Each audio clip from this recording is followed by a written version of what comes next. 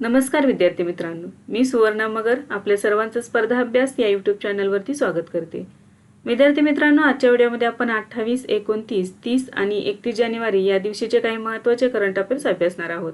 चला तर मग आजच्या व्हिडिओला सुरुवात करूया. फर्स्ट क्वेश्चन आहे, 2026च्या प्रजासत्ताक दिन परेडमध्ये सर्व राज्यांमध्ये सर्वोत्कृष्ट झाकीचा पुरस्कार कोणत्या राज्याने जिंकला आहे? तर याची योग्य उत्तर आहे पर्याय क्रमांक 3, महाराष्ट्र.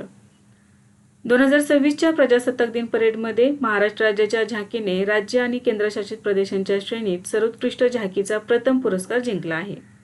महाराष्ट्राच्या झाकीचा विषय होता गणेशोत्सव आत्मनिर्भरतेचे प्रतीक. द्वितीय क्रमांक मिळवलेला आहे जम्मू आणि काश्मीरच्या झाकीने, त्याचा विषय होता हस्तशिल्प आणि लोककला. तिसरा क्रमांक मिळवलेला आहे केरळच्या झाकीने, त्याचा विषय होता वॉटर मेट्रो आणि 100% डिजिटल साक्षरता. लोकप्रिय पसंतीच्या पुरस्कारांमध्ये मिळवलेले राज्य बघा, पहिल्या क्रमांकावरती आहे गुजरात, दुसरा आहे उत्तर प्रदेश आणि तिसरे आहे राजस्थान. सर्वोत्कृष्ट मार्चिंग पथक लष्करी दलांमध्ये पुरस्कार भेटलेला आहे भारतीय नौदलाला. सर्वोत्कृष्ट मार्चिंग पथक CAFPF यामध्ये पुरस्कार दिल्ली पोलिसाला मिळालेला आहे. सर्वोत्कृष्ट झाकी मंत्रालय पुरस्कार सांस्कृतिक मंत्रालयाच्या झाकीला मिळालेला आहे, ज्याचा विषय होता वंदे मातरम. दुसरी खेळाडू ठरलेली आहे. नेक्स्ट आहे 2026 मध्ये एकूण किती पद्म पुरस्कार देण्यात आले आहेत?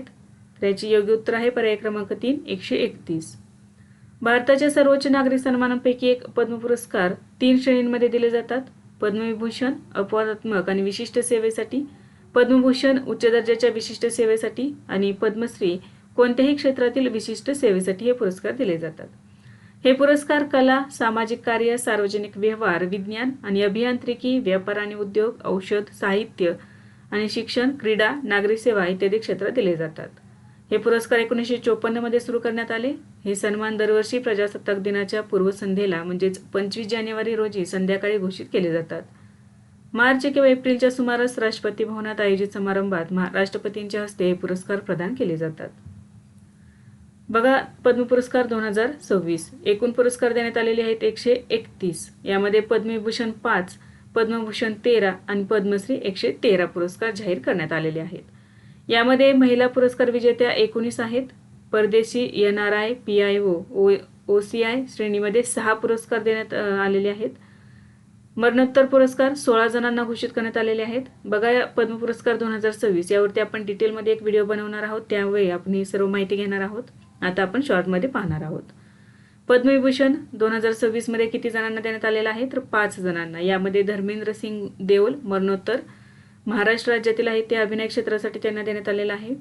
N राजम कला उत्तर प्रदेश, KT थॉमस सार्वजनिक व्यवहार केरळ, PK नारायणन साहित्य आणि शिक्षण केरळ, VS अच्युतानंदन मरणोत्तर देण्यात आलेला आहे सार्वजनिक प्रशासन केरळ. 2026 मधील महाराष्ट्रातील पद्म पुरस्कार विजेते एकूण 15 आहेत. यामध्ये पद्मविभूषण 1, यामध्ये धर्मेंद्र सिंह देओल यांना मरणोत्तर देण्यात आलेला आहे कला क्षेत्रातील योगदानासाठी. पद्मभूषण 3 जणांना देण्यात आलेला आहे. अलका याग्निक कला गायन क्षेत्रासाठी, पियुष पांडे मरणोत्तर कला जाहिरात क्षेत्रामधील योगदानासाठी, उदय कोटक व्यापार आणि उद्योग क्षेत्रातील योगदानासाठी आणि 11 जणांना पद्मश्री पुरस्कार देण्यात आलेला आहे. नेक्स्ट आहे महाराष्ट्राचे उपमुख्यमंत्री अजित पवार यांचे विमान अपघातात निधन झाले, ते कोणत्या पक्षाचे अध्यक्ष होते? तर याचे योग्य उत्तर आहे पर्याय क्रमांक 1, राष्ट्रवादी काँग्रेस पक्ष. 28 जानेवारी 2026 रोजी महाराष्ट्राचे उपमुख्यमंत्री अजित पवार यांचे विमान अपघातात निधन झाले. ते 66 वर्षांचे होते. या अपघातात अजित पवार यांचे सुरक्षा रक्षक, 2 वैमानिक आणि एका महिला क्रू मेंबरसह 5 जणांचा मृत्यू झाला. विमान अपघाताचा तपशील बघा, तारीख होती 28 जानेवारी 2026.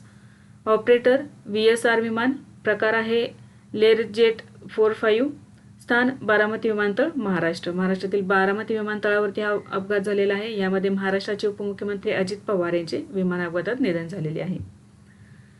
अजित पवार यांचा जन्म 22 जुलै 1959 रोजी महाराष्ट्रातील अहमदनगर जिल्ह्यातील देवळाली प्रवरा येथे झाला. ते राष्ट्रवादी काँग्रेसचे अध्यक्ष होते. राजकारणात प्रवेश त्यांनी 1982 मध्ये केला. 1991 मध्ये पुणे जिल्हा सहकारी बँकेच्या अध्यक्षपदी निवड झाली. 1991 मध्ये बारामती लोकसभा मतदारसंघातून ते प्रथमच लोकसभेवर निवडून आले. विधानसभा सदस्य 1995 पासून सलग 7 वेळा त्यांची निवड झालेली आहे. बारामती विधानसभा सदस्य होते ते. उपमुख्यमंत्री, महाराष्ट्राचे सर्वाधिक वेळा उपमुख्यमंत्री राहिलेले आहेत ते 6 वेळा महाराष्ट्राचे उपमुख्यमंत्री होते.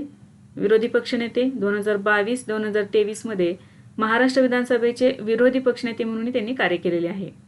2023 मध्ये त्यांनी राष्ट्रवादी काँग्रेस पक्षाचे अध्यक्षपद स्वीकारले. त्यांनी भूषवलेली मंत्रिपदे बघा: कृषी व ऊर्जा मंत्री, नियोजन मंत्री, पाटबंधारे मंत्री, ग्रामीण विकास मंत्री, पाणी पुरवठा व स्वच्छता मंत्री, जलसंपदा मंत्री आणि वित्त मंत्री. ज्यावेळेस त्यांचे निधन झाले त्यावेळेस ते वित्त मंत्री होते. क्रीडा व शैक्षणिक क्षेत्रातील पदे: महाराष्ट्र राज्य खो खो असोसिएशनचे अध्यक्षपद भूषवलेले आहे. महाराष्ट्र राज्य कबड्डी असोसिएशनचे अध्यक्षपद भूषवलेले आहे. तसेच महाराष्ट्र ऑलिम्पिक असोसिएशनचेही अध्यक्षपद भूषवलेले आहे त्यांनी. पुणे जिल्हा शिक्षण मंडळाचे अध्यक्षपद त्यांनी भूषवलेले आहे. नेक्स्ट आहे 81 वन्यजीव प्रजाती असलेले मोठे जैविक उद्यान कोणत्या राज्यात विकसित केले जाईल? याचे योग्य उत्तर आहे पर्याय क्रमांक 3 राजस्थान. राजस्थानच्या अलवार जिल्ह्यातील काटी घाटी भागात 81 वन्यजीव प्रजातींसह एक मोठे जैविक उद्यान विकसित केले जाणार आहे.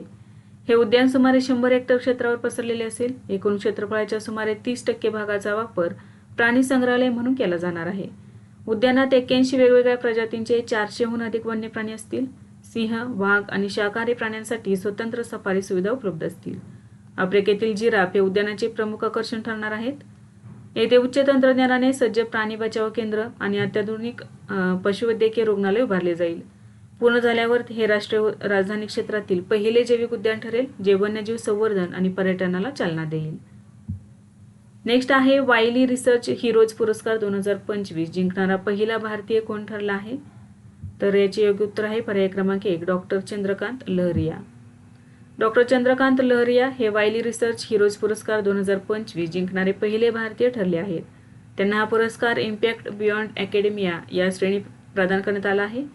सार्वजनिक आरोग्य धोरण, लसीकरण मोहिमा आणि प्राथमिक आरोग्य सेवा क्षेत्रातील त्यांच्या संशोधनाच्या धोरणात्मक प्रभावामुळे त्यांची निवड झाली आहे. जगभरातील 2000हून अधिक नामांकनांमधून निवड झालेल्या केवळ 5 संशोधकांमध्ये त्यांचा समावेश आहे. डॉक्टर चंद्रकांत लहरिया हे जागतिक आरोग्य संघटनेचे माजी कर्मचारी आहेत. ते भारतातील प्रख्यात सार्वजनिक आरोग्य व आरोग्य धोरण संशोधक म्हणून ओळखले जातात. राष्ट्रीय आरोग्य कार्यक्रमांमध्ये 6 नवीन लसींचा समावेश करण्यात त्यांचे महत्त्वपूर्ण योगदान आहे. तर बघा, वायली रिसर्च हिरोज पुरस्कार मिळवणारे पहिले भारतीय ठरलेले आहेत डॉक्टर चंद्रकांत लहरिया. नेक्स्ट क्वेश्चन आहे, गल्फ फूडने आपल्या 31 वर्षांच्या इतिहासात प्रथमच कोणाला भागीदार देश म्हणून समाविष्ट केले आहे? तर याचे योग्य उत्तर आहे पर्याय क्रमांक 3 भारत. गल्फ फूड याने आपल्या 31 वर्षांच्या इतिहासात प्रथमच भारताला भागीदार देश म्हणून समाविष्ट केले आहे.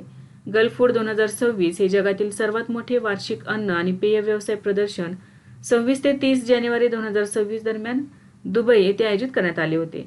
भारताच्या या ऐतिहासिक सहभागाचे नेतृत्व वाणिज्य आणि उद्योग मंत्रालयाअंतर्गत असलेल्या अपेडा याकडे होते. या प्रदर्शनात 161हून अधिक भारतीय प्रदर्शकांनी तृणधान्य, कडधान्य, मसाले, मिलेट्स आणि GI मानांकन प्राप्त तांदळाच्या जातींचे सादरीकरण केले. भारतीय स्टार्टअप झोनद्वारे भारतीय ॲग्रीटेक स्टार्टअप्सना जागतिक व्यासपीठ मिळाले आहे. गल्फ फूडमध्ये जगभरातील अन्न उत्पादक, पेय कंपन्या, किरकोळ विक्रेते, वितरक आणि नामांकित स्वयंपाकी सहभागी झाले होते. या सहभागामुळे भारत UAE सर्वसमावेशक आर्थिक भागीदारी कराराला चालना मिळाली असून जागतिक कृषी व्यापारातील भारताचे स्थान अधिक मजबूत झालेले आहे. तर बघा, गल्फ फूड 2026 हे जगातील सर्वात मोठे वार्षिक अन्न आणि पेय व्यवसाय प्रदर्शन आहे आणि यामध्येच गल्फ फूडने आपल्या 31 वर्षांच्या इतिहासात प्रथमच भारताला भागीदार देश म्हणून समाविष्ट केले होते. नेक्स्ट आहे प्रजासत्ताक दिन 2026ला अशोक चक्र कोणाला प्रदान करण्यात आले? याचे योग्य उत्तर आहे पर्याय क्रमांक 1 शुभांशु शुक्ला. भारतीय हवाई दलाचे ग्रुप कॅप्टन आणि अंतराळवीर शुभांशु शुक्ला यांना प्रजासत्ताक दिनी अशोक चक्र प्रदान करण्यात आले. आंतरराष्ट्रीय अंतराळ स्थानकावरील ॲक्सिओम मिशन 4 दरम्यान दाखवलेल्या अपवादात्मक धैर्यासाठी हा पुरस्कार देण्यात आला आहे. शुभांशु शुक्ला यांनी ॲक्सिओम 4 मोहिमेचे प्राथमिक मिशन पायलट म्हणून काम केले आहे. शुभांशु शुक्ला हे आंतरराष्ट्रीय अंतराळ स्थानकात जाणारे पहिले भारतीय ठरलेले आहेत. त्यांचा जन्म 1985 मध्ये उत्तर प्रदेशमधील लखनौ या ठिकाणी झाला. यापूर्वी राकेश शर्मा हे 1984 मध्ये अंतराळात जाणारे पहिले भारतीय बनले होते. बघा, अंतराळात जाणारे पहिले भारतीय आहेत राकेश शर्मा आणि आंतरराष्ट्रीय अंतराळ स्थानकात जाणारे पहिले भारतीय आहेत शुभांशु शुक्ला. तसेच बघा, कीर्तीचक्र पुरस्कार देण्यात आलेले आहेत. अर्शदीप सिंग यांना बंडखोरी विरोधी कारवायांमध्ये अदम्य धैर्यासाठी हा पुरस्कार देण्यात आला. डोलेश्वर सुब्बा यांना विशिष्ट लष्करी कारवायांमध्ये शौर्यासाठी कीर्तीचक्र देण्यात आले. तसेच प्रशांत बालकृष्णन नायर यांना गगनयान मिशनचे अंतराळवीर म्हणून कीर्तीचक्र देण्यात आलेले आहे. नेक्स्ट आहे जगातील सर्वात मोठा compressed air energy storage power plant कोणत्या देशाने सुरू केला आहे? तर याचे योग्य उत्तर आहे पर्याय क्रमांक 2 चीन. चीनने जगातील सर्वात मोठा compressed air energy storage power plant सुरू केला आहे. हा प्रकल्प चीनच्या जिआंगसू प्रांतात उभारण्यात आला आहे. प्लांटची साठवण क्षमता 2400 मेगावॅट पर तास असून तो 600 मेगावॅट वीज निर्माण करू शकतो. प्रकल्प जमिनीखालील मिठाच्या गुहांचा वापर करून हवा संकुचित करतो आणि साठवतो. मागणी वाढल्यावर ही हवा टर्बाईन्स फिरवण्यासाठी वापरली जाते. हा प्लांट दरवर्षी सुमारे 6 लाख कुटुंबांची वीज गरज पूर्ण करण्यास सक्षम आहे. चीनने 2027 पर्यंत 180 गीगावॅट नवीन ऊर्जा साठवण क्षमता निर्माण करण्याचे लक्ष्य ठेवले असून हा प्रकल्प त्याचाच एक भाग आहे. या प्रकल्पाचे व्यावसायिक कामकाज 27 जानेवारी 2026 रोजी अधिकृतपणे सुरू झालेले आहे. नेक्स्ट आहे ग्रँड स्लॅममध्ये एकेरी प्रकारातील 400वा सामना जिंकणारा जगातील पहिला खेळाडू कोण बनला आहे? याचे योग्य उत्तर आहे पर्याय क्रमांक 4 नोवाक जोकोविच. सर्बियाचा दिग्गज टेनिसपटू नोवाक जोकोविच हा ग्रँड स्लॅम स्पर्धांमध्ये एकेरी प्रकारातील 400 सामने जिंकणारा जगातील पहिला खेळाडू ठरला आहे. 24 जानेवारी 2026 रोजी ऑस्ट्रेलियन ओपनच्या तिसऱ्या फेरीत डच खेळाडू बोटिक व्यान डी जॅरशेल्फचा पराभव करून त्यांना हा ऐतिहासिक टप्पा गाठलेला आहे. ओपन एरातील म्हणजेच पुरुष व महिला दोन्ही गटामध्ये 400 ग्रँड स्लॅम एकेरी सामने जिंकणारा तो एकमेव टेनिसपटू आहे. या विक्रमासह त्याने रॉजर फेडरर आणि राफेल नदाल यांना मागे टाकलेले आहे. रॉजर फेडरर यांनी 369 विजय मिळवलेले होते तर राफेल नदाल यांनी 314 विजय मिळवलेले होते आणि आता नोवाक जोकोविच याने 400 विजय मिळवलेले आहेत. या विजयासोबत मेलबर्न पार्कमध्ये त्याचे एकूण 102 विजय पूर्ण झाले असून रॉजर फेडररच्या विक्रमाशी त्याने बरोबरी केलेली आहे. नोवाक जोकोविच हा आतापर्यंतचा सर्वाधिक 24 वेळा ग्रँड स्लॅम विजेता आहे. सलग 428 आठवडे जागतिक क्रमवारीत अव्वल स्थानावर राहण्याचा विक्रमही त्यांच्या नावावर आहे. नेक्स्ट आहे 77व्या प्रजासत्ताक दिनाच्या समारंभात राष्ट्रपतींसोबत राष्ट्रध्वज फडकावून इतिहास घडवणारे फ्लायंट लेफ्टनंट कोण आहेत? याचे योग्य उत्तर आहे पर्याय क्रमांक 1 अक्षिता धनकर. 77व्या प्रजासत्ताक दिनी म्हणजे 26 जानेवारी 2026 रोजी नवी दिल्लीतील कर्तव्यपथावर राष्ट्रध्वज फडकवणाऱ्या महिला अधिकारी भारतीय हवाई दलाच्या फ्लायंट लेफ्टनंट अक्षिता धनकर होत्या. त्या हरियाणातील झज्जर जिल्ह्यातील कासनी गावच्या रहिवासी आहेत. त्यांच्या वडील देखील भारतीय हवाई दलात कार्यरत आहेत जे त्यांच्यासाठी प्रेरणास्थान ठरले. त्यांनी दिल्ली विद्यापीठाच्या श्री गुरु तेग बहादूर खालसा महाविद्यालयातून शिक्षण पूर्ण केले आणि एनसीसीच्या कॅडेट सार्जंट मेजरही होत्या. 2023 मध्ये त्या भारतीय हवाई दलाच्या प्रशासन शाखेत रुजू झाल्या. नेक्स्ट आहे भारतासाठी T20 मध्ये दुसऱ्या क्रमांकाचा सर्वात जलद अर्धशतक करण्याचा विक्रम कोणत्या क्रिकेटपटूने केला आहे? तर याचे योग्य उत्तर आहे पर्याय क्रमांक 1 अभिषेक शर्मा. अभिषेक शर्माने न्यूझीलंड विरुद्ध फक्त 14 चेंडूत अर्धशतक झळकावून भारतासाठी T20 मधील दुसऱ्या क्रमांकाचा सर्वात जलद अर्धशतक करण्याचा विक्रम केलेला आहे. त्याने जानेवारी 2026 मध्ये न्यूझीलंड विरुद्धच्या तिसऱ्या T20 सामन्यात अवघ्या 14 चेंडूत 50 धावा पूर्ण करून हा विक्रम केला आहे. या खेळीसह त्यांनी हार्दिक पांड्या, KL राहुल आणि सूर्यकुमार यादव यासारख्या सामनावीरांना मागे टाकलेले आहे. युवराज सिंगचा 12 चेंडूतील जागतिक विक्रम 2023 मध्ये नेपाळच्या दीपेंद्र सिंग ऐरी यांनी मोडलेला आहे. तर बघा भारताचे खेळाडू युवराज सिंग यांचा कोणता विक्रम आहे तर 12 चेंडूमध्ये त्यांनी अर्धशतक केलेले आहे म्हणजे 50 धावा केलेल्या आहेत. तर त्यांचा हा जो जागतिक विक्रम आहे हा कोणी मोडलेला आहे तर नेपाळच्या दीपेंद्र सिंग ऐरी या खेळाडूने. तर या खेळाडूने 9 चेंडूमध्ये 50 धावा केलेल्या आहेत. भारतासाठी T20 मध्ये सर्वात जलद अर्धशतक करणारे खेळाडू कोण आहेत बघा. पहिल्या क्रमांकावरती आहेत युवराज सिंग 12 चेंडूमध्ये. दुसरा खेळाडू आहे अभिषेक शर्मा 14 चेंडूमध्ये अर्धशतक केलेले आहे. तिसऱ्या क्रमांकावरती हार्दिक पांड्या 16 चेंडूमध्ये. चौथ्या क्रमांकावरती परत अभिषेक शर्मा आहे त्याने 17 चेंडूमध्ये 50 रन केलेले आहेत. आणि 5व्या क्रमांकावरती आहे KL राहुल. नेक्स्ट आहे एप्रिल 2026 पासून भारताचा युनिफाईड पेमेंट्स इंटरफेस कोणत्या देशात सुरू केला जाईल? तर याचे योग्य उत्तर आहे पर्याय क्रमांक 3 जपान. भारताच्या NPCI इंटरनॅशनल पेमेंट्स लिमिटेडने जपानमधील NTT डाटा सोबत करार केलेला आहे. ही सेवा एप्रिल 2026 पासून प्रायोगिक तत्वावर सुरू होणार आहे. जपानमध्ये भारतीय पर्यटक QR कोड स्कॅन करून थेट त्यांच्या भारतीय बँक खात्यातून पेमेंट करू शकतील. या सेवेमुळे परकीय चलन बदलण्याची गरज कमी होईल. जपान आपली कॅश ओनली प्रतिमा बदलून डिजिटल पेमेंटला चालना देत आहे. भारताचे UPI मॉडेल जपानमध्ये डिजिटल पेमेंटसाठी आदर्श म्हणून स्वीकारले गेले आहे. सुरुवातीच्या टप्प्यात ही सुविधा फक्त भारतीय पर्यटकांसाठी उपलब्ध असणार आहे. नेक्स्ट आहे IS बिंद्रा हे कोणत्या संघटनेचे माजी अध्यक्ष होते ज्यांचे निधन झाले आहे? याचे योग्य उत्तर आहे पर्याय क्रमांक 2 भारतीय क्रिकेट नियामक मंडळ. इंद्रजीत सिंग बिंद्रा म्हणजेच IS बिंद्रा हे भारतीय क्रिकेट नियामक मंडळाचे माजी अध्यक्ष होते. त्यांचा जन्म 1941 मध्ये झाला असून 25 जानेवारी 2026 रोजी 84व्या वर्षी नवी दिल्ली येथे त्यांचे निधन झाले. त्यांनी 1993 ते 1996 या काळात BCCIचे 23वे अध्यक्ष म्हणून कार्यभार सांभाळला. IS बिंद्रा पंजाब क्रिकेट असोसिएशनचे 36 वर्ष अध्यक्ष होते. त्यांच्या सन्मानार्थ मोहालीतील क्रिकेट स्टेडियमचे 2015 मध्ये IS बिंद्रा स्टेडियम असे नामकरण करण्यात आलेले आहे. 1987 आणि 1986चे क्रिकेट विश्वचषक भारतात आयोजित करण्यात त्यांचा महत्त्वाचा वाटा होता. त्यांनी ICCचे प्रमुख सल्लागार म्हणूनही काम पाहिलेले आहे. नेक्स्ट आहे, अलीकडेच कोणत्या बँकेने अरिजित बसू यांना नॉन एक्झिक्युटिव्ह स्वतंत्र संचालक आणि अर्धवेळ अध्यक्ष म्हणून नियुक्त केले आहे? याचे योग्य उत्तर आहे पर्याय क्रमांक 1, IndusInd bank.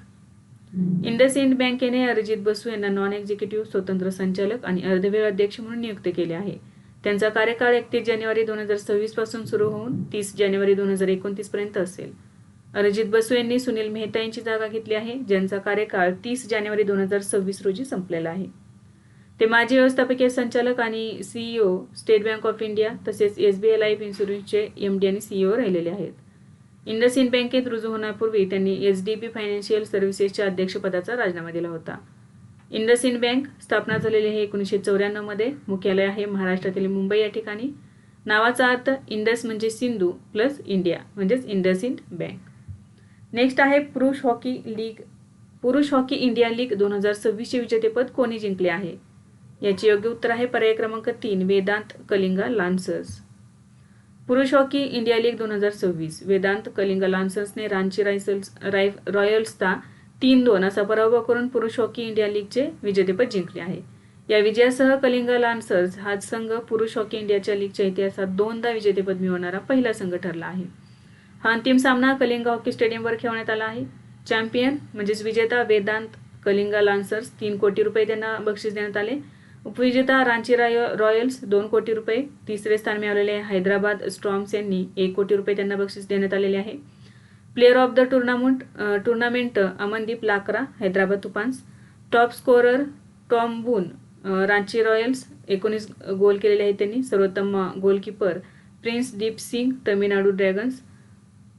Upcoming player of the tournament ठरलेला आहे टॅलेम प्रियोबार्टा HILGCचा खेळाडू आहे. फेअर प्ले अवॉर्ड HILGC ला. नेक्स्ट आहे, अलीकडेच निधन झालेले मार्क टली कोणत्या क्षेत्राशी संबंधित होते? याचे योग्य उत्तर आहे पर्याय क्रमांक 3, साहित्य आणि पत्रकारिता. प्रसिद्ध लेखक आणि ब्रिटिश भारतीय पत्रकार सर विल्यम मार्क टली यांचे 25 जानेवारी 2026 रोजी वयाच्या 90व्या वर्षी निधन झाले. मार्क टली 1964 मध्ये युनायटेड किंगडममध्ये BBC मध्ये सामील झाले आणि 1965 मध्ये ते भारतात परतले. त्यांनी तब्बल 22 वर्ष BBC दिल्ली ब्युरोचे प्रमुख म्हणून काम केले. मार्क टली हे BBC रेडिओ 4 वरील प्रसिद्ध समथिंग अंडरस्टूड या कार्यक्रमाचे प्रस्तुतकर्ता होते.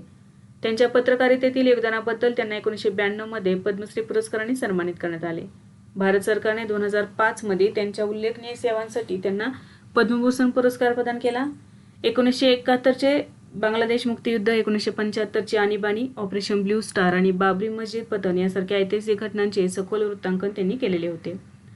मार्क टली यांनी भारतावर आधारित एकूण 9 पुस्तके लिहिली. त्यांच्या प्रमुख पुस्तकांमध्ये no full stops in India, Amritsar, Mrs Gandhi's last battle, India in slow motion आणि द हार्ट ऑफ इंडिया यांचा समावेश होतो. नेक्स्ट आहे, कोणत्या मणिपुरी चित्रपटाला बाफ्टा 2026 मध्ये सर्वोत्कृष्ट बाल आणि कौटुंबिक चित्रपट श्रेणीत नामांकन मिळाले आहे? याचे योग्य उत्तर आहे पर्याय क्रमांक 2, बुंग. मणिपुरी चित्रपट बुंग याला बाफ्टा 2026 मध्ये सर्वोत्कृष्ट बाल आणि कौटुंबिक चित्रपट श्रेणीत नामांकन मिळाले आहे. या चित्रपटाचे लेखन आणि दिग्दर्शन पदार्पणातच लक्ष्मीप्रिया देवी यांनी केलेले आहे. कथानक हा चित्रपट बुंग नावाच्या लहान मुलाची कथा सांगतो, जो आपल्या आईला भेट म्हणून बेपत्ता वडिलांना घरी आणण्याचा निर्णय घेतो. या श्रेणीत नामांकन मिळवणारा हा पहिला भारतीय चित्रपट असून बाफ्टा 2026 मध्ये स्थान मिळवणारा तो एकमेव भारतीय चित्रपट आहे. या चित्रपटाची निर्मिती फरहान अख्तर आणि रितेश सिद्धवानी यांनी केली आहे.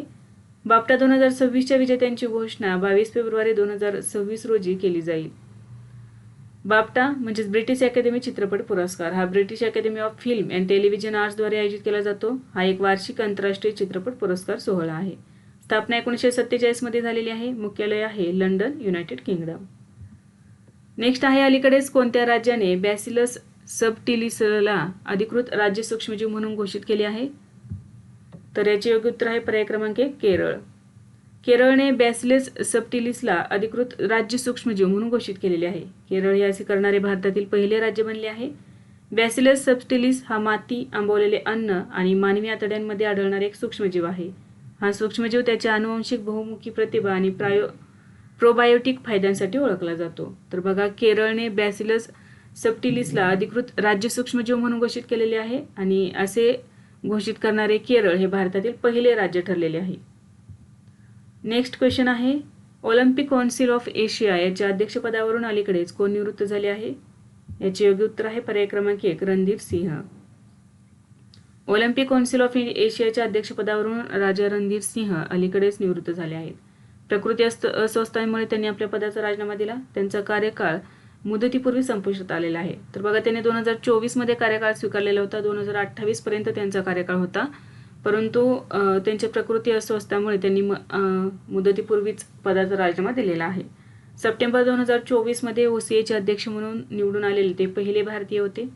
कतार ऑलिम्पिक समितीचे अध्यक्ष शेख जोआन बिन अहमद अल थानी यांची 26 जानेवारी 2026 रोजी ताशकंद महासभेत बिनविरोध निवड झाली. रणधीर सिंह यांनी 2021 ते 2024 दरम्यान OCAचे हंगामी अध्यक्ष म्हणून काम पाहिले आणि 1991 ते 2015 या काळात संघटनेचे सरचिटणीस राहिलेले होते. ते 1987 ते 2012 पर्यंत भारतीय ऑलिम्पिक असोसिएशनचे सरचिटणीस होते. नेक्स्ट आहे, भारतातील मगरींचे दुसरे सर्वात मोठे निवासस्थान कोणती नदी बनली आहे? याचे योग्य उत्तर आहे पर्याय क्रमांक 2 गंडक नदी. बिहारमधील गंडक नदी भारतातील मगरींचे, विशेषतः घडियाळांचे दुसरे सर्वात मोठे निवासस्थान म्हणून उदयास आले आहे. राजस्थान, मध्य प्रदेश आणि उत्तर प्रदेशातून वाहणारी चंबळ नदी ही भारतातील मगरींचे पहिले आणि सर्वात मोठे निवासस्थान आहे. गंडक नदीत 2015 साली केवळ 54 प्रौढ घडियाळ नोंदवले गेले होते. 2025-26 पर्यंत गंडक नदीतील प्रौढ घडियाळांची संख्या 400 पेक्षा जास्त झाली आहे. पिल्ली आणि इतर लहान मगरी धरून गंडक नदीतील एकूण मगरींची संख्या आता 1000च्या पुढे गेलेली आहे. वन्यजीव ट्रस्ट ऑफ इंडिया आणि बिहार वन विभागाने राबवलेल्या प्रभावी संवर्धन मोहिमेमुळे ही लोकसंख्या वाढ शक्य झालेली आहे. गंडक नदी भारतात नेपाळ सीमेवरील बिहार राज्यातील पश्चिम चंपारण जिल्ह्यातून वाहते. नेक्स्ट आहे, माजी ऑस्ट्रेलियन क्रिकेटपटूच्या बॅगी ग्रीनचा लिलाव नुकताच झाला आहे. तर बघा, याचे योग्य उत्तर आहे पर्याय क्रमांक 1 डॉन ब्रॅडमॅन. ऑस्ट्रेलियन क्रिकेटचे महान खेळाडू सर डॉन ब्रॅडमन यांच्या बॅगी ग्रीन कॅपचा 26 जानेवारी 2026 रोजी ऐतिहासिक लिलाव झाला. ही कॅप $4,60,000 ऑस्ट्रेलियन डॉलर्स म्हणजे सुमारे 2.90 ते 2.92 कोटी रुपयांमध्ये विकली गेली. ब्रॅडमन यांनी ही कॅप 1947-48 मध्ये स्वतंत्र भारताविरुद्ध खेळल्या गेलेल्या पहिल्या कसोटी मालिकेदरम्यान परिधान केली होती.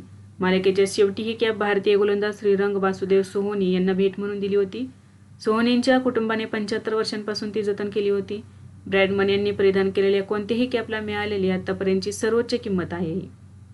ही कॅप एका निनावी ऑस्ट्रेलियन खरेदीदाराने खरेदी केली असून भविष्यात ऑस्ट्रेलियन संग्रहालयात प्रदर्शनासाठी ठेवली जाणार आहे. नेक्स्ट आहे, आसाममधील सर्वात मोठे बहुक्रीडा स्टेडियम कोणत्या शहरात बांधण्यात आले आहे? याचे योग्य उत्तर आहे पर्याय क्रमांक 3 दिब्रुगड.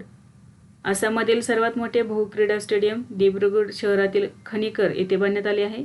या स्टेडियमच्या पहिल्या टप्प्याचे उद्घाटन 30 जानेवारी 2026 रोजी केंद्रीय गृहमंत्री अमित शहा यांच्या हस्ते करण्यात आले. हे स्टेडियम सुमारे 104 बिघा क्षेत्रावर उभारले असून त्यासाठी अंदाजे 233 ते 238 कोटी रुपये खर्च करण्यात आले आहेत. पहिल्या टप्प्यात 5000 प्रेक्षक बसू शकतील अशी व्यवस्था करण्यात आली आहे. संपूर्ण प्रकल्प पूर्ण झाल्यावर स्टेडियमची एकूण क्षमता 35,000 प्रेक्षकांपर्यंत वाढवली जाणार आहे. या स्टेडियममध्ये ॲथलेटिक्स, फुटबॉल, पोहणे, बास्केटबॉल, व्हॉलीबॉल आणि लॉन टेनिससाठी जागतिक दर्जाच्या सुविधा उपलब्ध आहेत. या स्टेडियममुळे गुवाहाटीच्या बाहेरील क्रीडा संस्कृतीला चालना मिळेल आणि दिब्रुगड ईशान्य भारतातील महत्त्वाचे क्रीडा केंद्र म्हणून विकसित होईल. नेक्स्ट आहे, ओडिसाने संबलपूर येथील कोणत्या कंपनीच्या प्लांटमध्ये भारतातील पहिले फ्लॅट रोल्ड ॲल्युमिनियम प्रोडक्ट्स युनिटचे उद्घाटन केले आहे? याची योग्य उत्तर आहे पर्याय क्रमांक 1 हिंडाल्को. ओडिसाचे मुख्यमंत्री मोहन चरण माझी यांनी संबलपूर जिल्ह्यातील हिंडाल्को इंडस्ट्रीज लिमिटेडच्या आदित्य ॲल्युमिनियम कॉम्प्लेक्समध्ये भारतातील पहिल्या फ्लॅट रोड प्रोडक्ट्स ॲल्युमिनियम युनिटचे उद्घाटन केले. या युनिटसाठी सुमारे 5,000 कोटी रुपये गुंतवले गेले आहेत. उद्घाटन तारीख 27 जानेवारी 2026 रोजी. कार्यक्रमात 834 कोटी रुपयांच्या बॅटरी फॉईल युनिटचेही उद्घाटन करण्यात आले, जे भारतातील पहिले आहे. 21,162 कोटी रुपयांच्या आदित्य ॲल्युमिनियम स्मेल्टर क्षमता विस्तार प्रकल्पाचे भूमिपूजन देखील करण्यात आले. या सर्व प्रकल्पातून सुमारे 5,000 लोकांना प्रत्यक्ष आणि अप्रत्यक्ष रोजगार मिळण्याची अपेक्षा आहे. हे युनिट उच्च दर्जाच्या ॲल्युमिनियम आयातीवरील अवलंबित्व 50% पर्यंत कमी करेल आणि भारताला स्वावलंबी बनण्यास मदत करेल. बॅटरी फॉईल युनिट इलेक्ट्रिक वाहने आणि ऊर्जा साठवणूक प्रणालीसाठी महत्त्वाचे मानले जाते. नेक्स्ट आहे जम्मू आणि काश्मीरमधील 10,500 फूट उंचीवरील चत्तरगला खिंडीत कोणत्या संघटनेने प्रोजेक्ट बीकन अंतर्गत धाडसी ऑपरेशन यशस्वीरित्या पार पाडले आहे? तर याचे योग्य उत्तर आहे पर्याय क्रमांक 1 सीमा रस्ते संघटना. जम्मू आणि काश्मीरमधील 10,500 फूट उंचीवर असलेल्या चत्तरगला खिंडीतील धाडसी ऑपरेशन बॉर्डर रोड्स ऑर्गनायझेशनने यशस्वीरित्या पार पडले. प्रोजेक्ट बीकन अंतर्गत कडाक्याच्या थंडीत आणि जोरदार बर्फवृष्टीमध्ये खिंड बर्फमुक्त करून वाहतुकीसाठी खुली करण्याचे उद्दिष्ट होते. ही खिंड डोडा आणि कठुआ जिल्ह्यांना जोडणारा महत्त्वाचा दुवा असून लष्करी हालचाली आणि स्थानिक दळणवळणासाठी अत्यंत आवश्यक आहे. BROच्या 35 BRTF आणि 118 रस्ते बांधकाम कंपन्यांनी 40 तास सतत बर्फ हटवणे व बचाव कार्य केले. 5-6 फूट बर्फाने झाकलेला 38 किलोमीटर रस्ता मोकळा करून बदरवाह चत्तरगला रस्त्यावरील संपर्क पुनर्स्थापित केला गेला. या कारवाईत 40 सैनिक आणि 20 नागरिकांना कोणतीही जीवितहानी न होता सुरक्षितपणे बाहेर काढण्यात आलेले आहे. केंद्र सरकार या भागात 4.5 किलोमीटर लांबीचा चत्तरगला बोगदा बांधण्याची योजना आखत आहे, ज्यामुळे मार्ग बारमाही खुला राहील. नेक्स्ट क्वेश्चन आहे भारताच्या अन्न आणि सार्वजनिक वितरण विभागाच्या कोणत्या उपक्रमाला 2026च्या फ्रान्स एडेलमन पुरस्कारासाठी अंतिम फेरीत स्थान मिळालेले आहे?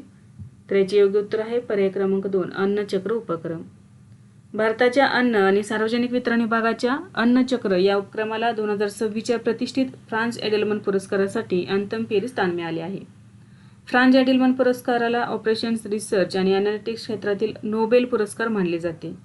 जागतिक स्तरावर निवड झालेल्या 6 अंतिम स्पर्धकांमध्ये अन्नचक्र हा एकमेव सार्वजनिक क्षेत्रातील उपक्रम आहे. अन्नचक्र हा उपक्रम भारताचे अन्न आणि सार्वजनिक वितरण विभाग, United Nations World Food Programme आणि IIT दिल्ली यांच्या सहकार्याने विकसित करण्यात आला आहे. हा उपक्रम सार्वजनिक वितरण प्रणालीतील धान्य वाहतूक आणि पुरवठा साखळी अधिक कार्यक्षम करण्यासाठी विकसित केलेला प्रगत डेटा चालित मॉडेल आहे. अन्नचक्र उपक्रमामुळे दरवर्षी सुमारे 250 कोटी रुपयांची बचत होण्याची अपेक्षा आहे. या उपक्रमामुळे कार्बन उत्सर्जनात सुमारे 35% घट होण्याचा अंदाज आहे. अंतिम फेरीत भारताचा हा उपक्रम गुगल, मायक्रोसॉफ्ट, एनव्हिडिया, चेवी आणि ECCO शू यासारख्या जागतिक कंपन्यांशी स्पर्धा करत आहे. या प्रतिष्ठित पुरस्काराचा विजेता एप्रिल 2026 मध्ये अमेरिकेतील मेरीलँड येथे होणाऱ्या कार्यक्रमात जाहीर केला जाणार आहे. नेक्स्ट आहे भारत ऊर्जा सप्ताह 2026 कोणत्या राज्यात आयोजित करण्यात आला? याचे योग्य उत्तर आहे पर्याय क्रमांक 3 गोवा. भारत ऊर्जा सप्ताह 2026चे आयोजन गोवा राज्यात करण्यात आले. हा कार्यक्रम दक्षिण गोव्यातील बेतूल येथील ONGC ॲडव्हान्स ट्रेनिंग इन्स्टिट्यूटमध्ये पार पडला. IEW 2026चा कालावधी 27 ते 30 जानेवारी 2026 असा होता. पंतप्रधान नरेंद्र मोदी यांनी 27 जानेवारी रोजी या 4थ्या आवृत्तीचे व्हर्च्युअली उद्घाटन केले. या कार्यक्रमात 120हून अधिक देशांचे प्रतिनिधी, जागतिक ऊर्जा कंपन्यांचे CEO आणि धोरणकर्ते सहभागी झाले. या कार्यक्रमाचा मुख्य उद्देश ऊर्जा सुरक्षा बळकट करणे, गुंतवणुकीला प्रोत्साहन देणे आणि कार्बन उत्सर्जन कमी करण्याचे उपाय शोधणे हा होता. सोहळ्यादरम्यान गोव्याने 2050 पर्यंत 100% नूतनीकरणक्षम ऊर्जा प्राप्त करण्याचा आपला रोडमॅपही सादर केला. नेक्स्ट आहे कोणत्या राज्याने 2026 हे वर्ष कृषी वर्ष म्हणून साजरे करण्याची घोषणा केली आहे? तर याचे योग्य उत्तर आहे पर्याय क्रमांक 2 मध्य प्रदेश. मध्य प्रदेश सरकारने 2026 हे वर्ष कृषी वर्ष किंवा कृषक कल्याण वर्ष म्हणून साजरे करण्याची घोषणा केलेली आहे. ही अधिकृत घोषणा राज्याचे राज्यपाल मंगूभाई पटेल यांनी 26 जानेवारी 2026 रोजी 77व्या प्रजासत्ताक दिनाच्या सोहळ्यात केली. या वर्षाची टॅगलाईन आहे समृद्ध शेतकरी समृद्ध राज्य. या वर्षाचा मुख्य उद्देश शेतकऱ्यांचे उत्पन्न दुप्पट करणे, शेतीमध्ये आधुनिक तंत्रज्ञानाचा वापर वाढवणे आणि ग्रामीण अर्थव्यवस्थेला बळकट करणे हा आहे. नेक्स्ट आहे 2026चा राष्ट्रपती पोलीस रंग सन्मान कोणत्या राज्यातील पोलिसांना प्रदान करण्यात आला आहे? याचे योग्य उत्तर आहे पर्याय क्रमांक 3 सिक्कीम. जानेवारी 2026 मध्ये सिक्कीम पोलिसांना प्रतिष्ठित राष्ट्रपती पोलीस रंग सन्मान प्रदान करण्यात आला आहे. हा पुरस्कार निशान म्हणून ओळखला जातो आणि कोणत्याही पोलीस दलाला दिला जाणारा सर्वोच्च राष्ट्रीय सन्मान आहे. हा सन्मान मिळवणारे सिक्कीम हे 15वे राज्य ठरले असून ईशान्य भारतातील आसाम आणि मणिपूर नंतरचे 3रे राज्य आहे. सिक्कीम पोलिसांना उत्कृष्ट सेवा, व्यावसायिकता, शिस्त आणि विशेषतः दक्षिण लोहनाग सरोवराच्या दुर्घटनेदरम्यान केलेल्या कौतुकास्पद कार्यासाठी हा पुरस्कार देण्यात आला आहे. या सन्मानाचे चिन्ह पोलीस कर्मचारी त्यांच्या गणवेशाच्या डाव्या बाहीवर अभिमानाने परिधान करतात. नेक्स्ट आहे संपूर्णता अभियान 2.0 कोणी सुरू केले आहे? याचे योग्य उत्तर आहे पर्याय क्रमांक 1 नीती आयोग. नीती आयोगाने संपूर्णता अभियान 2.0 सुरू केलेले आहे. या मोहिमेचे उद्घाटन नीती आयोगाचे मुख्य कार्यकारी अधिकारी BVR सुब्रमण्यम यांनी 28 जानेवारी 2026 रोजी नवी दिल्ली येथे केले. ही देशव्यापी मोहीम 28 जानेवारी ते 14 एप्रिल 2026 दरम्यान 3 महिन्यांसाठी राबवली जाणार आहे. मोहिमेचा मुख्य उद्देश देशातील 112 आकांक्षित जिल्हे आणि 513 आकांक्षित तालुक्यांमध्ये विकास निर्देशांकाची 100% पूर्तता साधणे आहे. या अभियानात आरोग्य, पोषण, शिक्षण, स्वच्छता आणि पशुलसीकरण अशा 6 महत्त्वाच्या विकास क्षेत्रांवर विशेष लक्ष दिले जाणार आहे. नेक्स्ट आहे हिमनदीच्या धोक्यांचा लवकर शोध घेण्यासाठी कोणत्या संस्थेने नवीन तंत्रज्ञान विकसित केले आहे? याचे योग्य उत्तर आहे पर्याय क्रमांक 4 IIT गुवाहाटी. IIT गुवाहाटीच्या संशोधकांनी हिमनदीच्या धोक्यांचा लवकर शोध घेण्यासाठी नवीन तंत्रज्ञान विकसित केले आहे. प्रगत प्रिडिक्टिव्ह फ्रेमवर्क वापरून पूर्व हिमालयातील 492 संभाव्य ठिकाणे ओळखली गेली आहेत जिथे भविष्यात हिमनदी सरोवरे निर्माण होऊ शकतात. यामध्ये हाय रिझोल्युशन गुगल अर्थ प्रतिमा आणि डिजिटल एलिव्हेशन मॉडेल्स यांचा वापर केला गेला आहे. या पद्धतीमुळे ग्लेसियर, लेक आउटब्रस्ट, फ्लड यासारख्या नैसर्गिक आपत्तींची पूर्वसूचना मिळेल ज्यामुळे जीवित आणि आर्थिक नुकसान टाळता येईल. संशोधन जानेवारी 2026 मध्ये प्रसिद्ध झाले असून हिमनद्यांच्या धोक्यांचे व्यवस्थापन करण्यासाठी महत्त्वाचे साधन ठरेल. नेक्स्ट आहे अलीकडेच कोणत्या राज्याने त्यांच्या प्रत्येक जिल्ह्यातील स्थानिक पदार्थांना लोकप्रिय करण्यासाठी एक जिल्हा एक पाककृती योजना सुरू केली आहे? याचे योग्य उत्तर आहे पर्याय क्रमांक 3 उत्तर प्रदेश. उत्तर प्रदेश सरकारने एक जिल्हा एक पाककृती योजना सुरू केली आहे. या योजनेचे उद्घाटन केंद्रीय गृहमंत्री अमित शहा यांनी 24 जानेवारी 2026 रोजी उत्तर प्रदेश दिनाच्या औचित्याने लखनौ येथे केले. योजनेचा मुख्य उद्देश आहे राज्यातील 75 जिल्ह्यांमधील पारंपरिक खाद्यपदार्थांना राष्ट्रीय आणि आंतरराष्ट्रीय व्यासपीठावर ओळख मिळवून देणे, जसे की आग्र्याचा पेठा, मथुराचा पेढा, वाराणसीचा मलैया आणि कानपूरचा समोसा. ही योजना उत्तर प्रदेशच्या यशस्वी एक जिल्हा एक उत्पादन मॉडेलवर आधारित आहे. या योजनेअंतर्गत स्थानिक आचारी, खाद्य उद्योजक आणि कारागिरांची नोंदणी केली जाईल ज्यामुळे रोजगाराच्या नवीन संधी निर्माण होतील. सरकार उत्पादनांच्या पॅकेजिंग, ब्रँडिंग आणि भौगोलिक मानकांसाठी तांत्रिक सहाय्य पुरवेल. या योजनेमुळे राज्यातील सांस्कृतिक पर्यटन आणि ग्रामीण अर्थव्यवस्थेला मोठी चालना मिळणार आहे. नेक्स्ट आहे व्हिक्टोरिया बेकहॅम यांना कोणत्या देशाने Knight of the Order of Arts and Letters ही पदवी दिली आहे? त्याचे योग्य उत्तर आहे पर्याय क्रमांक 2 फ्रान्स. फ्रान्सने व्हिक्टोरिया बेकहॅमला Knight of the Order of Arts and Letters ही पदवी प्रदान केली आहे. हा सन्मान 26 जानेवारी 2026 रोजी पॅरिस येथे देण्यात आला. फ्रान्सच्या सांस्कृतिक मंत्री रचिता दाती यांच्या हस्ते हा पुरस्कार प्रदान केला गेला. हा सन्मान फॅशन आणि डिझाईन क्षेत्रातील त्यांच्या अतुलनीय योगदान आणि जागतिक प्रभावासाठी दिला गेला आहे. हा सोहळा पॅरिस कुटूर फॅशन वीकच्या सुरुवातीला पार पडला. व्हिक्टोरिया बेकहॅम यांना याआधी 2017 मध्ये ब्रिटनकडून OBE म्हणजेच Order of the British Empire देखील प्रदान करण्यात आलेला आहे. तिने स्वतःचा luxury fashion brand Victoria Beckham स्थापन केला आहे. नेक्स्ट आहे Bureau of Police Research and डेव्हलपमेंटची 9वी राष्ट्रीय परिषद कोणत्या शहरात आयोजित करण्यात आली होती? याचे योग्य उत्तर आहे Visakhapatnam. Bureau of Police Research and development आणि आंध्र प्रदेश कारागार विभागाने 9वी राष्ट्रीय परिषद आयोजित केली. ही परिषद विशाखापट्टणम आंध्र प्रदेश येथे पार पडली.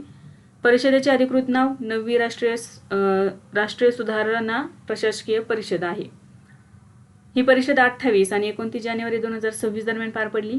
केंद्रीय गृह राज्यमंत्री बंदी संजय कुमार यांनी या परिषदेचे उद्घाटन केले. परिषदेत कारागृह प्रशासन, गरीब कैद्यांना मदत योजना, कारागृहांचे आधुनिकीकरण आणि मॉडेल प्रिसन्स ॲक्ट 2023ची अंमलबजावणी यावर सविस्तर चर्चा झाली. या परिषदेत 24 राज्य आणि केंद्रशासित प्रदेशांमधील वरिष्ठ पोलीस आणि अधिकारी सहभागी झाले. या परिषदेत कारागृहांमध्ये तंत्रज्ञानाचा वापर वाढवण्यावर विशेष भर दिला गेला, जसे की आधार पडताळणी, व्हिडिओ कॉन्फरन्सिंग आणि टेलिमेडिसिन. नेक्स्ट आहे भारताने मेघालयातील लाईव्ह रूट ब्रिजचे नामांकन कागदपत्र कोणत्या वर्षासाठी युनेस्कोला सादर केले आहे? तर याचे योग्य उत्तर आहे पर्याय क्रमांक 2 2026-27. भारताने मेघालयातील लाईव्ह रूट ब्रिजचे युनेस्कोच्या 2026-27 जागतिक वारसा मूल्यांकन चक्रासाठी नामांकन सादर केले आहे. हे नामांकन अधिकृतपणे जिंगकिंग-द्री ल्यू चराई कल्चरल लँडस्केप या नावाने सादर करण्यात आले आहे. भारताचे युनेस्कोमधील राजदूत आणि स्थायी प्रतिनिधी विशाल व्ही शर्मा यांनी 29 जानेवारी 2026 रोजी पॅरिस येथे जागतिक वारसा केंद्राचे संचालकांकडे डॉसियर सुपूर्द केले, म्हणजे कागदपत्र सुपूर्द केले. हा सांस्कृतिक वारसा मेघालयातील खासी आणि जैतिया टेकड्यांच्या दक्षिण उत्तरावर पसरलेला असून स्थानिक समुदायांनी पिढ्यानपिढ्या जतन केला आहे. लाईव्ह रूट ब्रिज नैसर्गिकरित्या रबरच्या झाडांच्या मुळांना विशिष्ट दिशा देऊन तयार केले जातात, जे मानवी अभियांत्रिकी आणि निसर्ग यांच्यातील समन्वयाचे उत्तम उदाहरण आहे. या परंपरेच्या संवर्धनासाठी अलीकडेच बाह हॅलेवॉर यांना पद्मश्री पुरस्काराने सन्मानित करण्यात आले आहे. नेक्स्ट आहे, अलीकडेच कोणत्या राज्य सरकारने समान नागरी संहिता सुधारणा अध्यादेश 2026 जारी केला आहे? तर याचे योग्य उत्तर आहे पर्याय क्रमांक 3 उत्तराखंड. उत्तराखंड राज्य सरकारने समान नागरी संहिता दुरुस्ती अध्यादेश 2026 जारी केला आहे. राज्यपाल लेफ्टनंट जनरल गुरमीत सिंह यांनी संविधानाच्या अनुच्छेद 213 अंतर्गत मंजुरी दिली. 27 जानेवारी 2026 पासून तात्काळ प्रभावाने लागू झालेला आहे. याचा उद्देश आहे 2024च्या मूळ UCC कायद्यातील प्रशासकीय आणि प्रक्रियात्मक त्रुटी दूर करणे आणि अंमलबजावणी जास्त पारदर्शक व सुलभ करणे. सुधारणांचे मुख्य मुद्दे आहेत: विवाह आणि लिव्ह इन संबंधांमध्ये फसवणूक, दबाव किंवा चुकीची माहिती दिल्यास 7 वर्षांपर्यंत कारावासाची तरतूद आहे. नोंदणी प्रक्रियेत सचिवाऐवजी अप्पर सचिव स्तरावरील अधिकाऱ्यांना सक्षम प्राधिकारी म्हणून अधिकार देण्यात आले आहेत. कायदेशीर दस्तऐवजांमध्ये विधवा शब्दाऐवजी जोडीदार हा शब्द वापरण्यात येईल. विवाह नोंदणी प्रक्रिया पूर्णपणे डिजिटल केली गेली आहे. विशेष दिन 27 जानेवारी हा दिवस राज्यात UCC डे म्हणून साजरा केला जातो, कारण या दिवशी UCC लागू होऊन 1 वर्ष पूर्ण झाले आहेत. समान नागरी संहिता. समान नागरी संहिता म्हणजे सर्व नागरिकांसाठी त्यांचा धर्म कोणताही असो, विवाह, घटस्फोट, वारसा, दत्तक घेणे यासारख्या वैयक्तिक कायद्यांची एकसमान चौकट. UCCचा संवैधानिक आधार कलम 44 मध्ये आहे. कलम 44 राज्याला नागरिकांसाठी समान नागरी संहिता लागू करण्यासाठी प्रयत्न करण्याचे निर्देश देते. नेक्स्ट आहे, जागतिक आर्थिक मंचाने खालीलपैकी कोणत्या भारतीय राज्यात चौथ्या औद्योगिक क्रांतीसाठी केंद्र स्थापन करण्याची घोषणा केली आहे? याचे योग्य उत्तर आहे पर्याय क्रमांक 4 आंध्र प्रदेश. जागतिक आर्थिक मंचाने जानेवारी 2026 मध्ये भारताच्या आंध्र प्रदेश राज्यात चौथ्या औद्योगिक क्रांतीसाठी नवीन केंद्र स्थापन करण्याची घोषणा केली आहे. या केंद्राचे नाव Centre for Energy and Cyber Resilience असे ठेवण्यात आलेले आहे. केंद्र मुख्यत्वे ऊर्जा संक्रमण, या सायबर सुरक्षा आणि कृत्रिम बुद्धिमत्ता यासारख्या अत्याधुनिक तंत्रज्ञानावर लक्ष केंद्रित करेल. भारतात या नवीन केंद्रासह एकूण 3 C4IR केंद्र कार्यरत होतील. यापूर्वी मुंबई, महाराष्ट्र आणि हैदराबाद, तेलंगणा येथे अशी केंद्र आहेत आणि आता तिसरे कुठे उभारण्यात येणार आहे? आंध्र प्रदेश राज्यामध्ये. जागतिक स्तरावर WEFने भारतासह फ्रान्स, युनायटेड किंगडम आणि संयुक्त अरब अमिरातीमध्येही अशा केंद्रांची स्थापना करण्याची घोषणा केली आहे. चौथी औद्योगिक क्रांती ही संज्ञा 2017 मध्ये जागतिक आर्थिक मंचचे संस्थापक क्लॉस श्वाब यांनी तयार केली होती. नेक्स्ट आहे, कृत्रिम बुद्धिमत्ताच्या सुरक्षित वापरासाठी कायदा करणारा पहिला देश कोणता बनला आहे? याचे योग्य उत्तर आहे पर्याय क्रमांक 2 दक्षिण कोरिया. दक्षिण कोरिया जगातील पहिला देश बनला आहे ज्याने कृत्रिम बुद्धिमत्तेच्या सुरक्षित आणि नैतिक वापरासाठी AI बेसिक ॲक्ट लागू केला आहे. हा कायदा 22 जानेवारी 2026 रोजी पारित झाला आणि 24 जानेवारी 2026 पासून अधिकृतपणे लागू झाला. आरोग्य सेवा, वाहतूक, वित्त आणि सार्वजनिक सुरक्षा यासारख्या उच्च प्रभाव असलेल्या AI क्षेत्रांमध्ये मानवी देखरेख अनिवार्य करण्यात आली आहे. कंपन्यांना AI द्वारे तयार केलेली सामग्री स्पष्टपणे लेबल करणे आणि AI साधनांच्या वापराचा खुलासा करणे बंधनकारक आहे. या कायद्याद्वारे AI तंत्रज्ञानामुळे होणारे संभाव्य धोके कमी करण्यासाठी आणि नागरिकांचा विश्वास वाढवण्यासाठी कठोर नियामक फ्रेमवर्क तयार केला गेलेला आहे. तर बघा, दक्षिण कोरिया हा जगातील पहिला देश बनला आहे ज्याने कृत्रिम बुद्धिमत्तेच्या सुरक्षित आणि नैतिक वापरासाठी AI बेसिक ॲक्ट संपूर्णपणे लागू केलेला आहे. नेक्स्ट आहे, भारतातील पहिले इमर्सिव्ह IVF ज्ञान केंद्र कोणत्या संस्थेने सुरू केले आहे? याचे योग्य उत्तर आहे पर्याय क्रमांक 3 ॲक्सिजन IVF. ॲक्सिजन IVFने 21 जानेवारी 2026 रोजी मुंबईतील अंधेरी येथे भारत दप्तरी नॉलेज सेंटर या नावाने भारतातील पहिले इमर्सिव्ह IVF ज्ञान केंद्र सुरू केले आहे. या केंद्राचा मुख्य उद्देश IVF प्रक्रियेबाबत असलेले गैरसमज दूर करणे आणि वंध्यत्व निवारण उपचारांबाबत शास्त्रीय माहिती सोप्या भाषेत लोकांपर्यंत पोहोचवणे हे आहे. केंद्र इमर्सिव्ह तंत्रज्ञानावर आधारित असून व्हर्च्युअल रियालिटी आणि आधुनिक ग्राफिक्सच्या माध्यमातून लोकांना प्रत्यक्ष प्रयोगशाळेत न जाता IVF प्रक्रियेचा अनुभव घेता येतो. हे केंद्र फक्त रुग्णांसाठी नाही तर तरुण डॉक्टर आणि तंत्रज्ञान अद्ययावत प्रशिक्षण देण्यासाठी देखील महत्त्वाचे व्यासपीठ आहे. भारतात प्रजनन आरोग्याबाबत जागरूकता वाढवण्यासाठी आणि वैद्यकीय पर्यटनाला चालना देण्यासाठी अशा प्रकारचे माहिती केंद्र सुरू होणे एक महत्त्वाचे पाऊल आहे. नेक्स्ट आहे, माओवाद्यांविरुद्ध ऑपरेशन मेगाबुरू कोणत्या राज्यात राबवण्यात आले आहे? याचे योग्य उत्तर आहे पर्याय क्रमांक 3 झारखंड. ऑपरेशन मेगाबुरू हे माओवाद्यांविरुद्ध झारखंड राज्यात राबवण्यात आले आहे. हे ऑपरेशन झारखंडमधील पश्चिम सिंहभूम जिल्ह्यातील घनदाट सारंडा जंगलात राबवले गेले, जे माओवाद्यांचे शेवटचे प्रमुख किल्ल्यांपैकी एक मानले जाते. या मोहिमेचे मुख्य उद्दिष्ट सारंडा वन क्षेत्रातून CPI सशस्त्र कॅडरचे पूर्णपणे उच्चाटन करणे आणि माओवादी नेतृत्व निष्प्रभ करणे आहे. झारखंड पोलीस, CRPF आणि त्यांच्या एलिट कोब्रा युनिट्स यांनी एकत्रितपणे ही मोहीम राबवली. जानेवारी 2026 मध्ये झालेल्या चकमकीत सुमारे 17 ते 19 माओवादी ठार झाले, ज्यामध्ये पतिराम मांझी उर्फ अनलदा या वरिष्ठ नेत्याचा समावेश आहे. या ऑपरेशनला झारखंडला मार्च 2026 पर्यंत नक्षलमुक्त करण्याच्या सरकारच्या संकल्पनाचा एक भाग मानले जाते. नेक्स्ट क्वेश्चन आहे, डॉक्टर ज्ञान सुंदरम यांनी कोणत्या तमिळ महाकाव्याला आपला शक्तिशाली आवाज दिला, ज्यांचे नुकतेच निधन झाले? तर याचे योग्य उत्तर आहे पर्याय क्रमांक 3, कंबनारा रामायण. Doctor D. ज्ञानसुंदरम हे प्रख्यात तमिळ विद्वान आहेत आणि त्यांनी कवी कंबम यांच्या कंब रामायण या महाकाव्याला आपला शक्तिशाली आवाज दिलेला आहे. डॉक्टर ज्ञानसुंदरम यांचे 25 जानेवारी 2026 रोजी वयाच्या 84व्या वर्षी चेन्नई येथे वृद्धापकाळाने निधन झाले.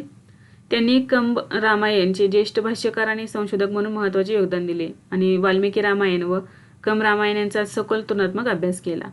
डॉक्टर ज्ञानसुंदरम यांनी सेंट्रल इन्स्टिट्यूट ऑफ क्लासिकल तमिळचे उपाध्यक्ष आणि उपसंचालक म्हणून काम पाहिले आणि पौंडचेरी विद्यापीठात कंबन चेअरचे पहिले प्राध्यापक म्हणून सेवा बजावली. तमिळ साहित्यातील त्यांच्या अतुलनीय योगदानाबद्दल तमिळनाडू सरकारने त्यांना 2024-25चा प्रतिष्ठित इल्किया मामनी पुरस्कार प्रदान करून गौरविले. त्यांनी तमिळ भाषा, वैष्णव साहित्य आणि साहित्यावर 20 पेक्षा जास्त पुस्तके लिहिली आहेत.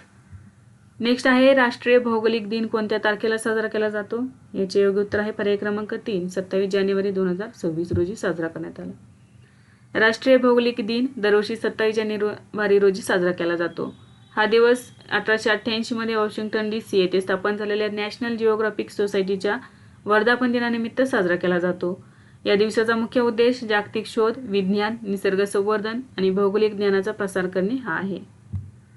नेक्स्ट क्वेश्चन आहे, पंजाबमधील पहिले श्वान अभयारण्य कोणत्या शहरात उघडण्यात आलेले आहे? डॉग सँक्च्युरी श्वान अभयारण्य कोणत्या शहरात उघडण्यात आले आहे? तर याचे योग्य उत्तर आहे पर्याय क्रमांक 3, लुधियाना.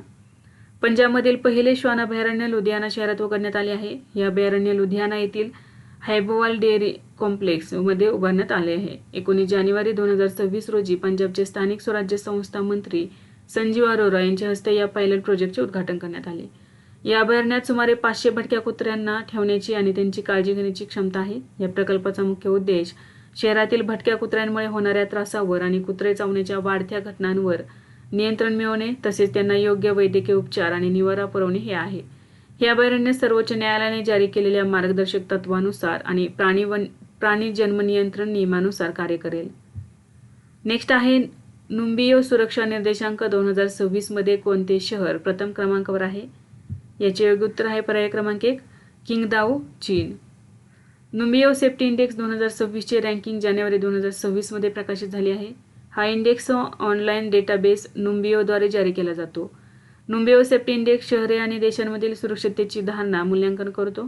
जगातील सर्वात सुरक्षित शहर चीनमधील क्विंगदाओ ठरले असून त्याचा स्कोर 89.2 आहे. जगातील टॉप 5 सुरक्षित शहरे चीनमधील किंगदाओ पहिल्या क्रमांकावरती आहे. दुसरे आहे अबुधाबी UAE, तिसरे आहे दोहा कतार, चौथे आहे शारजा UAE, पाचवे आहे दुबई UAE. भारतातील सर्वात सुरक्षित शहर मंगळुरू कर्नाटकमधील ठरलेले असून त्याचा स्कोर 74.4 आहे. भारतातील टॉप 5 सुरक्षित शहरे मंगळुरू कर्नाटक, अहमदाबाद गुजरात, जयपूर राजस्थान, तिरुवनंतपुरम केरळ. नुंबियोची स्थापना 2009 मध्ये झाली आणि त्याचे मुख्यालय बेलग्रेड सर्बिया येथे आहे. नुंबियो हा जगातील सर्वात मोठा क्राऊड सोर्सेड डेटाबेस आहे जो राहणीमानाचा खर्च, जीवनमानाचा दर्जा, प्रदूषण, वाहतूक आणि गुन्हेगारीशी संबंधित आकडेवारी प्रदान करतो. नुंबियोचा CEO आहे माल्डेन ॲडोविक. नेक्स्ट आहे, भारत आणि इटलीच्या शास्त्रज्ञांनी कोणत्या राज्यात मशरूमचा एक नवीन प्रकार शोधला आहे? याचे योग्य उत्तर आहे पर्याय क्रमांक 4, उत्तराखंड. भारत आणि इटलीच्या शास्त्रज्ञांनी उत्तराखंडमध्ये मशरूमचा एक नवीन प्रकार शोधला आहे. या नवीन प्रजातीचे नाव हेमेलिसिनम इंडिकम ठेवण्यात आले आहे. हा मशरूम उत्तराखंडच्या बागेश्वर जिल्ह्यातील ढाकुरी प्रदेशातील सुमारे 2600 मीटर उंचीवरील ओक जंगलात आढळला आहे. या शोधामध्ये बॉटनिकल सर्व्हे ऑफ इंडिया, इटलीतील युनिव्हर्सिटी ऑफ टोरिनो आणि झारखंडमधील सेंट जेवियर्स कॉलेजचे शास्त्रज्ञ सहभागी झाले आहेत. हा मशरूम बोलेट प्रकारचा असून त्याच्या टोपीखाली गिल्सऐवजी सूक्ष्म छिद्रे असतात. या मशरूमच्या बीजाणूवर अतिशय बारीक खडे असतात, जे त्याचे मुख्य वैशिष्ट्य आहे. भारतात हेमिलिसिनम वंशातील मशरूम आढळण्याची पहिलीच वेळ आहे. नेक्स्ट आहे आशियातील सर्वात मोठा नागरी विमान वाहतूक कार्यक्रम विंग्स इंडिया 2026 खालीलपैकी कोणत्या ठिकाणी आयोजित करण्यात आला? याचे योग्य उत्तर आहे पर्याय क्रमांक 1 हैदराबाद. आशियातील सर्वात मोठा नागरी विमान वाहतूक कार्यक्रम विंग्स इंडिया 2026 तेलंगणा राज्यातील हैदराबाद येथील बेगमपेट विमानतळावर आयोजित झाला.